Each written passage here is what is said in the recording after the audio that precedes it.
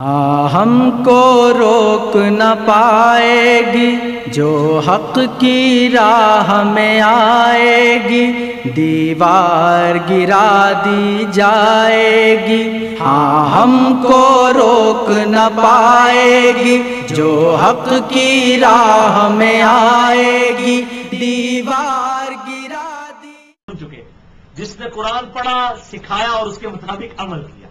حافظ قرآن، میرا چیلنج ہے کہ کسی حدیث میں حافظ قرآن کا لفظ ہی کوئی موجود ہے۔ صاحب قرآن۔ نحمدہ ونصلی علی رسولہ الکریم، اما بعد۔ معزز سامعین، السلام علیکم ورحمۃ اللہ وبرکاتہ۔ آپ نے ابھی سنا انجینئر محمد علی مرزا کیا کہہ رہا تھا کہ حافظ قرآن میرا چیلنج ہے، کسی حدیث میں حافظ قرآن کا لفظ ہی موجود نہیں ہے۔ حفاظ کے ساتھ کتنی دشمنی، اس کا پورا بیان اسی پر ہے۔ اس میں علماء، حفاظ، مدارس اور پتہ نہیں کس کس کو اس نے رگڑا ہے، اور اتنا زیادہ تردید علماء کے نشے میں مست ہوا، یہ بھی پتہ نہیں چلا کہ میں اپنی زبان سے کیا کہہ رہا ہوں۔ اور کیا کہتا ہے کہ کسی حدیث میں حافظ قرآن کا لفظ ہی موجود نہیں ہے۔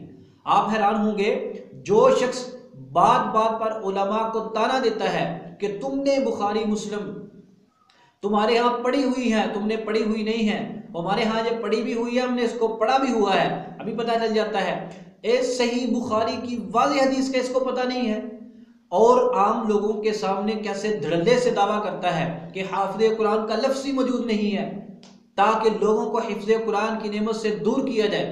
سنیے، ابھی ٹوٹتا ہے مرزا کا چیلنج۔ صحیح بخاری شریف کی حدیث ہے، حدیث نمبر 4937۔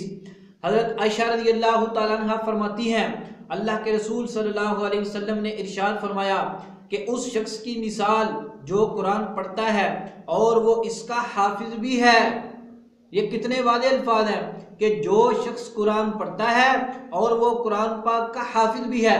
آپ کو پتا ہے کہ جو حافظ قرآن شخص ہوتا ہے وہ عام بندے سے زیادہ خوبصورت پڑھتا ہے، اس لیے فرمایا جو قرآن پڑھتا ہے اور وہ قرآن پاک کا حافظ بھی ہے۔ وَهُوَ حَافِظٌ لَهُ، ہو ضمیر کا مرجع قرآن پاک ہے، اور وہ شخص قرآن پاک کا حافظ بھی ہے، مکرم اور نیک لکھنے والے فرشتوں جیسی ہے۔ اور جو شخص قرآن مجید بار بار پڑھتا ہے پھر بھی وہ اس کے لیے دشوار ہے تو اس سے دگنا ثواب ملے گا۔ لوگ، یہ کتنی واضح روایت ہے صحیح بخاری شریف کی، جو مسلمانوں کی مشہور ترین کتاب ہے۔